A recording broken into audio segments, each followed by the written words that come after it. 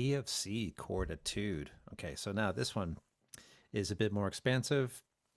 I actually targeted a certain amount of strings with this particular chord etude, this chord study.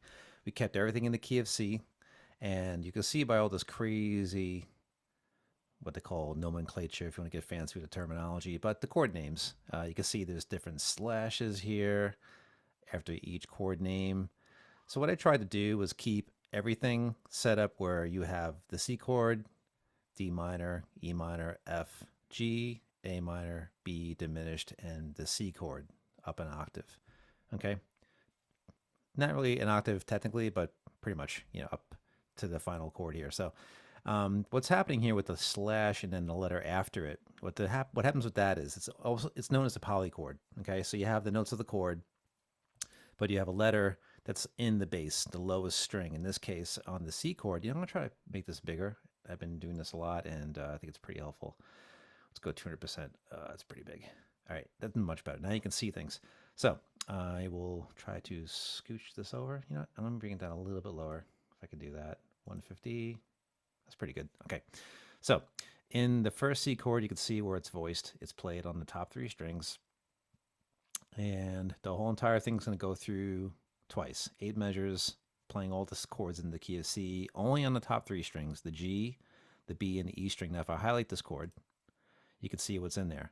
So the root of the chord is set up on the B string for all the chords, pretty much, okay? You're going to have the fifth of the chord set up there. There are exceptions to this, but for the long of it, long story long, all the tones are there. They're just 3. So you can see in the C chords, the C chord, the spelling is C, E, and G, but the G happens to be the lowest named string when you go with the right hand playing the third string straight on up to the first string. So the right hand just basically plays the top 3 strings with the downstroke. The downstroke will just give you the whole note, which is what the rhythm is. You just let that chord sustain for 4 counts, okay?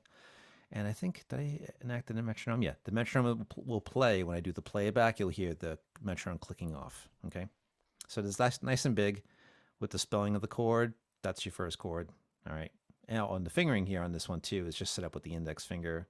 Anything with an X over the diagram, you're going to skip with the right hand. You're going to avoid those strings. Anything with the 0 or the O in tic-tac-toe, you're going to play open strings. So you have 3 strings total for the first chord. Even though it doesn't look like it, you're playing the top 3 strings, the G, the B, and the E string. Same thing on all the following chords. Same exact strings throughout.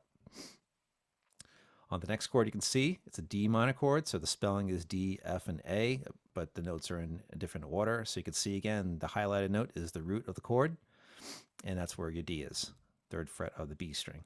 Then you got the A and the F. And you can see again, same amount of strings all throughout. Nice and big diagram there. You can see the spelling. And for the fingering, it's a little bit smaller. I'm going to try to make it bigger. Let's go 200%. Okay, so the fingering is set up 2, 3, 1, right? Your standard D minor chord, leaving out your D string. If you know your basic 15 chords, the D minor in this case, we're leaving out the D string. It's got an X on it. And that's to favor the top 3 strings, okay? So it's basically like a harmonized C major scale, all the way up the strings, the same 3 strings throughout the whole thing. All right, now here's the next chord, E minor B, okay? Now you can see the spelling is E, G, B, right? The root again is on the B string. B is the lowest note, so that's why you have these slashes with letters after them. That's going to describe the letter that's on the very bottom of the chord, in this case, the 3rd string, okay? F, A, I won't get out of this, sorry, exit. Okay, F, A, same thing, right? We have the F is on top, so the root of the chord is on the very top strings. That's where you have a change comparative to the other 3 chords we just talked about. F on top, C is underneath, and underneath that is the A. So that's why you have the A following the slash. But it's an F chord, but that's the letter that's on the bottom. So this kind of helps you understand what polychords are. It's really the same spelling of the note, collection for each chord, and that note can change. You can have a G chord with something else on the bottom, so you have a lot of options there, okay? And we'll just check one thing here, bring this back down. All right, so we're still doing pretty good. So that's the deal with that, okay? And on to the next chord. Let's X out of this, G, B. You know the drill by now. So you have G, roots on top string this time, rather than on the 2nd string. So G, B, and D are the spelling of a G chord, just like F, A, and C was the spelling of the F chord. The B is the lowest note. So You get the drift, right? A minor, C. A is on top. Again, the root of the chord is on the very top string. It's not on the second string. But A, C, and E spell out the A minor chord. And then you can see after the slash, that's the letter that's on the very bottom string in this case. All right. Onward, B diminished. B, D, and F, right? So that's the spelling of your B diminished chord. Okay, all these notes come out of the C major scale. So you're taking, in this case, B diminished. You're going B, skipping the C, go to D, skip the E, keep the F. So that's the spelling of all the chords work that way. You're skipping over each letter of the C major scale, depending on which letter you start. That's how you build your chord. So that's your B minor diminished. Sorry, B diminished, excuse me, with a D in the bass. And there it is right there. Last chord, C, E. All right. C is on top yet again. So there's a fourth chord now that we had the root on the top string rather than on the second string. Okay, so first E string, C is right there. The spelling is C, E, and G, which is different than the first one. We had G, C, E for the very first chord. So you can see the letters are changed in terms of the order, but you still have a C chord. E is the lowest note in the chord, and there it is right there. There you go. Okay, all these, by the way, are chord forms, except the very first chord. The very first chord utilizes open strings, so the idea of a chord form is part of this study to learn different ways of playing chords you might know already, but favoring a string set, in this case, the top 3 strings. And the sound of these chords is a bit more on the treble side.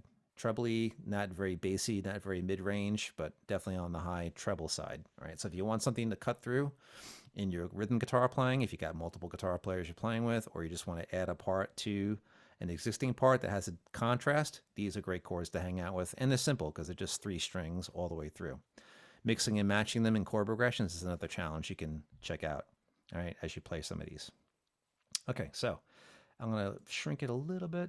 150. All right, there you go. So now let's play this thing back and see what it sounds like. Let's go a little, shrink this a little bit more, about 125. I want to leave room for the fretboard, but let's see, it's not quite working out the way I want. That's better. Okay, so when we do the playback, you're going to hear how these chords sound, obviously. I have it set at 120. I'm going to change that. It's a little on the fast side. 120 is fine. They're whole notes, so you got plenty of time to switch between chords. All right, if that feels too fast in this example, feel free to knock it down to a slower tempo. Again, what's nice is we're kind of cascading up the fretboard. You can see in the intabulation what's happening, as well as on the manuscript. G going to A, going to B for your lowest tones, A, B, and C, D, and E. So kind of working the lowest tones of each stack of chords in a certain way, and you can see it in the tablature where you're moving as you go through, right? So there we go. Constantly moving up the strings with some changing notes along the way, obviously, because the different chords are involved. All right, so I'm going to shut up. I'm going to play it now so you can hear what it sounds like. Here it is.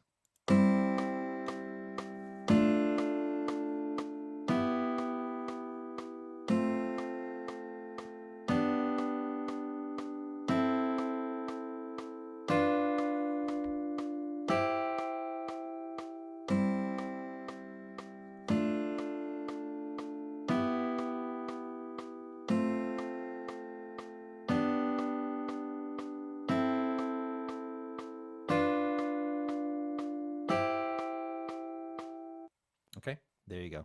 And you can see on the fretboard view how the chords are highlighted as you play through each one of them, which is really a nice feature. So if you want to play through the first measure and see how the chord's highlighted, there it is right there. These are the notes that are highlighted that aren't white. And forgive me, I'm colorblind, so these look like they're orange to me, but they're not. So that is a little point of humor, I guess you could throw into this. But they look a certain way to me. So anything that's not, in this color, in white, that's what's being played. As you can see, as you play, if you see the playthrough, you can see on the fretboard what's being highlighted in terms of the amount of strings. So you have 4 different ways of looking at this. You can look at the diagrams, you can look at the notes, and you can look at the intabulation or the fretboard view, obviously. All right, so there you go. That's that particular chord etude, and I hope you enjoy it, and hopefully give you some benefit musically. You can use these somewhere, I'm sure you can, or it's going to enhance your ear training where you can spot these sounds when you hear different tunes. All right, so there you go. Enjoy that, and we'll see you on the next video. If you like this video, of course, like and subscribe. It'd be great to have you here, and I'm here to help you. So have a good one.